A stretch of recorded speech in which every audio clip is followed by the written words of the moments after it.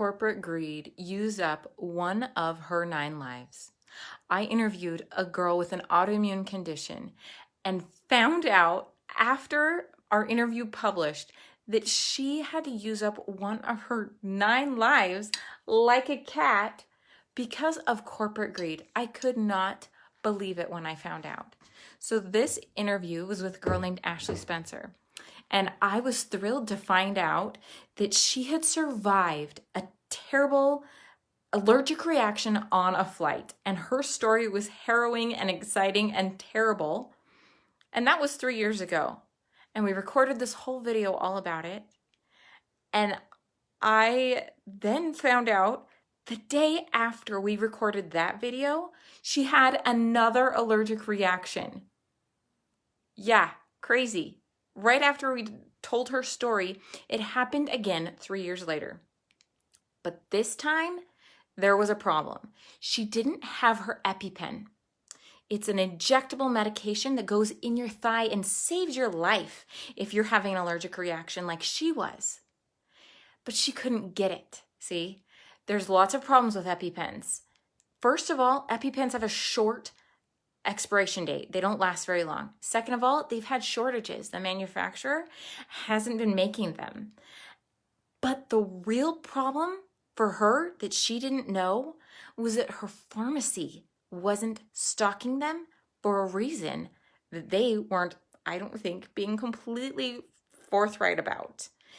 And that is that pharmacy couldn't get it in stock, and I don't know why. But the pharmacy down the street could. So they had told her at this big box store, this big not community chain pharmacy, that they could not give her her life-saving EpiPen. And because of that, she was intubated at this restaurant, right after being at this restaurant, in the ambulance, on the way to the hospital. Spent 3.5 days in the hospital.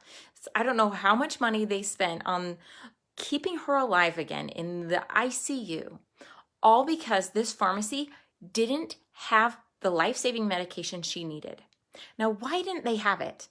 That's what I want to explore with you in this video. Why would they not have a life-saving medication that could have killed her had she not been near emergency medical services? So thank you, all you amazing paramedics and life-saving people out there. And by the way, the reason I look like this is I just got home from a Halloween party and I wanted to talk about the girl with 9 lives who those paramedics saved. But she used up one of those 9 lives.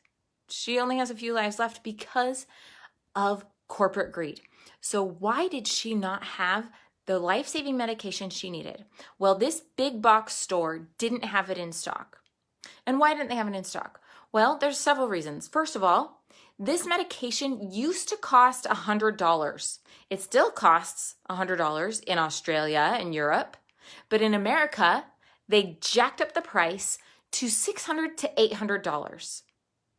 Yeah, we pay $600 to $800, and they only pay $100 in other countries. So they're gouging us in America. And that's not the only problem, though. So first, the price is insane. So that big box store isn't willing to store an injectable medication with a short shelf life if somebody isn't going to use it immediately. So they don't have it in stock all the time. They don't want to have to keep that kind of an inventory because they don't care about the pharmacy. These big chain companies do not care about the pharmacy. It is just a loss leader to get people in the store to spend more money, and because they only care about their vertical monopoly. Do you know what a vertical monopoly is? It's where you own the entire economy from the top to the bottom, from the item you're selling to the manufacturing to the payment, the entire process. So there are pharmacy industries that are completely monopolized. There's one company that owns the manufacturer, and then the manufacturer has to sell it to a warehouser, the person in between. They own that. They own the pharmacy that buys it from the warehouse. That warehouse and pharmacy are owned by the same company. And then the pharmacy is run by the same company that owns the insurance company. So I'm just asking you to follow the money, right? Watch the money move from the drug itself to the warehouse, to the actual big box store, to the insurance company. But guess what's in between the insurance company and the pharmacy? There's this middleman. It's called a PBM, a pharmacy benefit manager. And guess who owns that? Yeah, same company. It's called a vertical monopoly. They own everything. And where do they want their money? They want their money all the way at the top. And the pharmacy is just in the middle there. They don't care about the pharmacy. Can I show you why else I can prove that they don't care about that pharmacy? Here's why. When I graduated over 10 years ago from pharmacy school, a pharmacist on average took about $100,000 in student loans. And when they graduated, they were paid on average somewhere over $100,000. You could pretty much guarantee that you are going to get a return on investment within 1 year. Now, pharmacists on average graduate with $200,000 in student loans. And guess what? They should be paid more, right? Like they're doing all this amazing work to save people's lives during COVID. Guess how much they're getting paid now? Less. They used to get on average $60 an hour about, now $45 an hour for taking on $200,000 in student loans. But that's not the half of it. For that same amount of for less money, now they're doing more than twice the amount of work. When I graduated, it was amazing if a pharmacist could do 100 prescriptions in a full day shift. And that was with another pharmacist on staff and about 3 helpers called technicians per pharmacist. So you'd see at least 6, 8 people behind a pharmacy counter helping you get the care you need in the pharmacy. But guess what?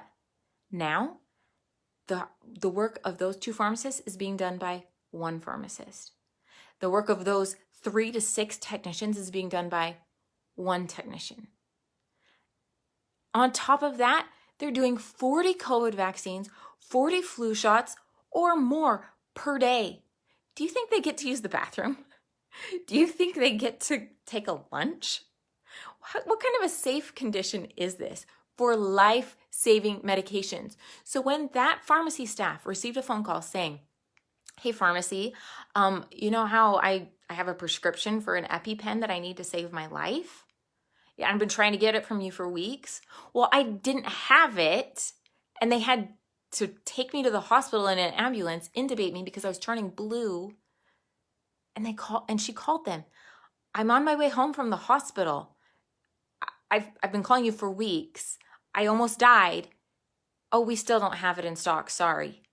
What? Like, how is that possible that they could not have it in stock?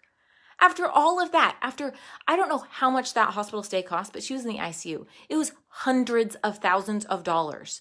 She almost died, and they still didn't have it in stock. So when I found out all of this, I recommended to her. I said, hey, you know what? You should just get that filled at your local community pharmacy. She's like, what are you talking about? I can just move my prescription? And I said, yes, you can. It's called a prescription transfer. She said, nobody ever told me that. Yes, if you are not happy with your pharmacy, you can transfer your prescription. And those local mom and pop family community pharmacies, which I am from, my family owned, my grandpa started our family community pharmacy 67 years ago. And then it spread and there became 4 of them. I love community pharmacies because they take care of people. So when she heard that, she's like, really? So what she did is she has an autoimmune condition and is worried about what would happen with her lack of an immune system. If she got infected with COVID, she went to get her booster shot at this local community pharmacy, Mill Street Pharmacy in Bristol, Pennsylvania. You are amazing. You remembered her. You remembered that she was in the news for her autoimmune condition. You cared about her enough to ask her, hey, do you want me to transfer your prescription? I have it in stock. I have your prescription that you need. Do you want me to transfer it? And they get on the phone right then, right there, call that big box chain pharmacy and say, hey, we need her prescription.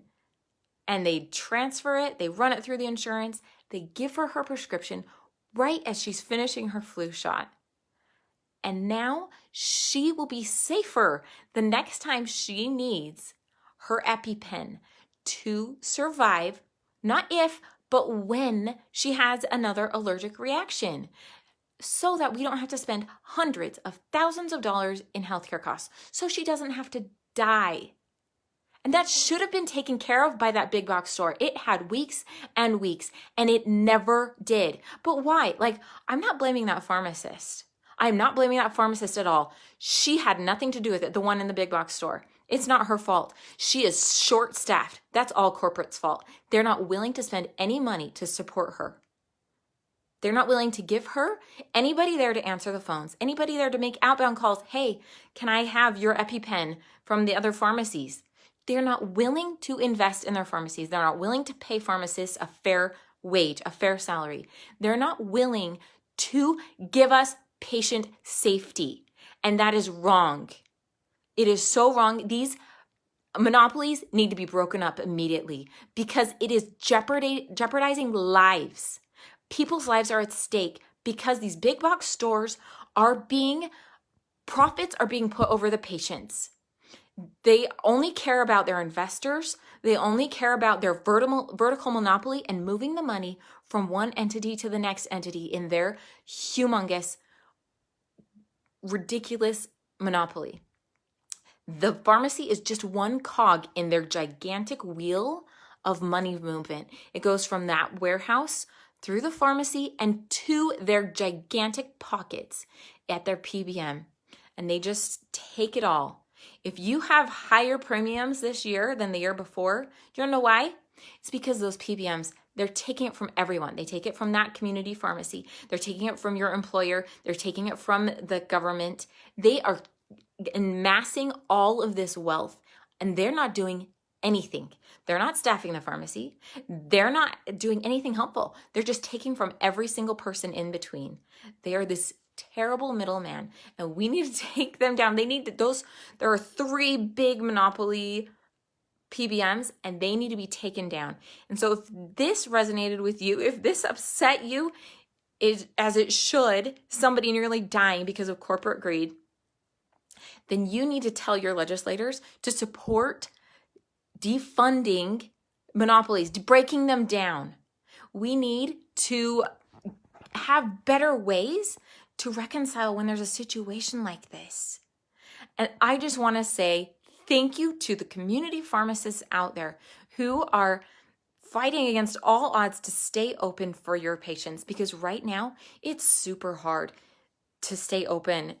If you are getting your prescriptions at a big box store and you're not happy, transfer it to those one mom and pop stores, because they need your business, because that big monopoly is stealing from them. It is so hard. Do you know what they'll do?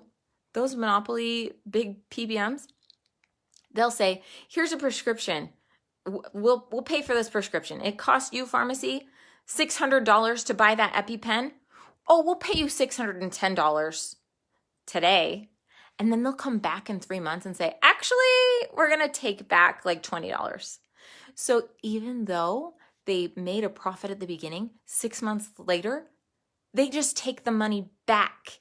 And that pharmacy, that little pharmacy, paid for the privilege of dispensing it. That doesn't, how can you do business when you are paying people to take profit, to take product away from you? It's impossible. So you need to support your local community pharmacy if you possibly can. Most of them offer delivery services. They're super friendly and helpful. So go and support your local pharmacist. And if you are happy with your chain pharmacy, great. Take them like something to show that you appreciate their efforts, because they are so undervalued by their corporate situation.